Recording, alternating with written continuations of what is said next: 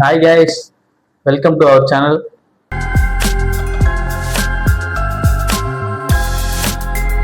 அதாவது ஸ்டாக்கை பர்ச்சேஸ் பண்றதுக்குன்னு ஒரு டைம் இருக்குது, பர்ச்சேஸ் பண்றதுக்குன்னு ஒரு லிமிட் இருக்குது. அதே மாதிரி ஸ்டாக்கை எந்த ஜோன்ல வரும்போது பர்ச்சேஸ் பண்ணணும் இருக்குது.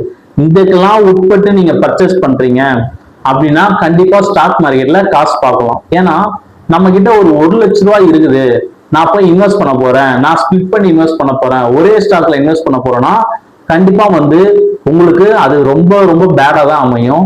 ஏன்னா ஒரு ஸ்டாக்கை கன்சிடர் பண்றதுக்குன்னு ஒரு சில கிரைட்டீரியா இருக்கு.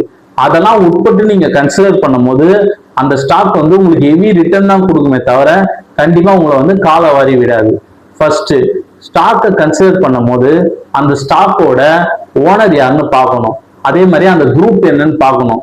அந்த செக்டர் நல்ல பெர்ஃபார்மன்ஸ் பண்ற செக்டரா ஃபியூச்சர்ல, இந்த மாதிரி ஒரு சில கண்டிஷன்லாம் நம்ம பார்க்கணும். அதாவது ஒரு ஸ்டாக்கை நம்ம ஃபர்ஸ்ட் கன்சிடர் பண்ணணும். அந்த ஸ்டாக் கண்டிப்பா அந்த செக்டர்லயே ஃபர்ஸ்ட் 3-4 இடத்துல இருக்க ஸ்டாக்கா தான் இருக்கணும். எக்ஸாம்பிள், ஒரு பெயிண்ட் கம்பெனி இருக்கிறோம்னா ஏசியன் பெயிண்ட் தான் நம்ம கன்சிடர் பண்ணணும். ஏசியன் பெயிண்ட்ன்றது அந்த செக்டர்ல ஃபர்ஸ்ட் 3 இடத்துல வர ஸ்டாக். அதே மாதிரி சிகரெட்ல பாத்தீங்கன்னா ஐடிசி, அது ஃபாலோட் பை வர ஸ்டாக்ஸை நம்ம பார்க்கணும். ஐடிசி டாப் மோஸ்ட் சிகரெட்ல மட்டும் இல்ல, அது சார்ந்த ஒரு சில ப்ராடக்ட் ஃபுட் அக்ரிலயும் இருக்குது. ஸோ அதுக்காக நம்ம ஐடிசியை கன்சிடர் பண்ணலாம். பேங்க் செக்டர்ல பாத்தீங்கன்னா டிசிஎஸ், இவங்களாம் நம்ம கன்சிடர் பண்ணலாம். ஆனா இவங்களை ஏன் நம்ம கன்சிடர் பண்ணலாம்னு சொல்றோம்னா, இவங்க எல்லாருமே அதோட பீக்ல இல்ல, பீக்ல 30 to 40% கரெக்ஷன்ல இருக்காங்க. ஸோ இந்த மாதிரி கரெக்ஷன் ஆன ஸ்டாக்கை நம்ம கன்சிடர் பண்ணோம். அதே மாதிரி கரெக்ஷன் ஆன ரீசன் வேலிடா இருக்குது, பிசினஸ் சரியில்லை, 1 or 2 quarter பிசினஸ் வராது, இந்த மாதிரி ரீசன்ல இருக்கும்போது ஷேர் மார்க்கெட்ல இருக்க பெரிய பெரிய இன்வெஸ்டர் என்ன பண்ணுவாங்கன்னா அந்த ஒரு 3 மாசம் 4 மாசத்துக்கான இதை அந்த ஸ்டாக்ஸ்ல பெருசா கான்சென்ட்ரேட் பண்ண மாட்டாங்க. பட் நம்ம அந்த மாதிரி டைம்ல என்டர் ஆகி அந்த ஸ்டாக்கை ஹோல்ட் பண்ணும் போது தான் நம்மளுக்கு நல்ல ரிட்டர்ன் கிடைக்கும். இப்போ எக்ஸாம்பிள், நீங்க ஒரு ஸ்டாக்கை கன்சிடர் பண்ண போறீங்க அப்படின்னா அது கண்டிப்பா அதோட பீக்ல இருக்கவே கூடாது. ஏன்னா பீக்ல எந்த ஸ்டாக்குமே கன்சிடர் ஆகிறதுக்கான சான்சஸ் அதிகம். அதுல இருந்து இன்னொரு பீக்கை செட் பண்றதுன்றது வெறும் 10% தான்.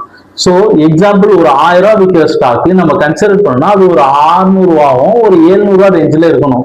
700 ரூபா, 780 ரூபா, 600 680 ரூபா வரும்போது கண்டிப்பா கன்சிடர் பண்ணணும். அதே மாதிரி அந்த ஸ்டாக்கை நம்ம கன்சிடர் பண்ணும் போது எடுத்தோன்னா நம்ம கிட்ட இருக்க எல்லா காசையுமே அதுல கொட்டக்கூடாது.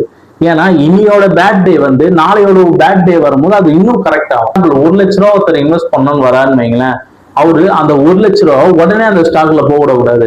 அதுக்கான டைமும் அதுக்கான ஃபேஸும் வரும்போது அதை வெறும் 5,000 ரூபா 5,000 ரூபா 5,000 ரூபான்னு எவ்ரிடே இன்வெஸ்ட் பண்ண போகணும். ஒரு 20 days அவர் புஷ்ஷிங்கா அதுல டெய்லி இன்வெஸ்ட் பண்ணாலும் சரி, இல்ல அந்த ஸ்டாக்கை நம்ம சொல்ற லாஸ்ட்ல சொல்ற அந்த ஒரு டைம் ஜோன்ல இன்வெஸ்ட் பண்ணாலும் சரி, பட் அந்த காசு கையில இருந்து இன்வெஸ்ட் பண்ணக்கூடாது. நம்மளுக்கு ரிட்டர்ன் வரதுக்காக நம்ம வெயிட் பண்ணி தான் ஆகும். இப்போ நம்ம 1,00,000 ரூபா மார்க்கெட் பீக் டேஸ்ல போடுறோம்னு வைங்களேன், அது அடுத்த நாள் 1% 2% கரெக்ட் ஆகும், நம்மளுக்கு மனசு கஷ்டமா இருக்கும். அதே மார்க்கெட் கரெக்டான நாள் ஆல்ரெடி அந்த ஸ்டாக் நல்லா கரெக்டா இருக்குன்னு வைங்களேன், அதுல நம்ம போடும் போது நம்மளுக்கு அடுத்த 1 or 2 டேஸ்லயே ரிட்டர்ன் 1% 2% கையில வரும். அடுத்து எந்த டைம்ல கன்சிடர் பண்றது? கன்சிடர் பண்ற கரெக்ட் டைம் பாத்தீங்கன்னா மார்க்கெட் கரெக்ஷன் ஆன நாள், ஹெவியா கரெக்ஷன் ஆன நாள், அந்த நாள்ல தான் மார்க்கெட்ல காசே போடணும். மார்க்கெட் நல்லா இருக்குன்னா கண்டிப்பா ப்ராஃபிட் தான் புக் பண்ணணும். மார்க்கெட்டு டல்லா இருக்குன்னா கண்டிப்பா இன்வெஸ்ட் தான் பண்ணணும். அதுவும் வெள்ளிக்கிழமை ஒரு மணிக்கு மேல நீங்க இன்வெஸ்ட் பண்ற காசு கண்டிப்பா இருக்கும்.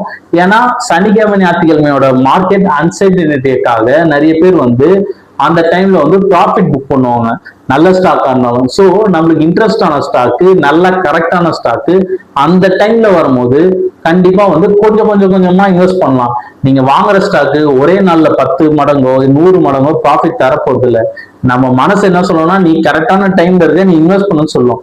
பட் இந்த இடத்துல நம்ம யூஸ் பண்ண வேண்டியது புத்தி, என்ன இது டெக்னிக்கல், இதெல்லாம் நம்ம பார்க்கணும். ஸோ ஸ்டாக்கு கன்சிடர் பண்ணும் போது அது ஆல்ரெடி கரெக்டான ஸ்டாக்கு, அதே மாதிரியே மார்க்கெட் நீங்க ஹெவி கரெக்ஷன்ல இருக்குது, அதே மாதிரி இந்த கரெக்ஷன் ரொம்ப நாள் நீடிக்காது, அதே மாதிரி இந்த ஸ்டாக் ரொம்ப ஃபியூச்சரிஸ்டிக்கா இருக்கு அப்படின்னா இந்த மாதிரி நாளை செலக்ட் பண்ணி கண்டிப்பா இன்வெஸ்ட் பண்ணுங்க.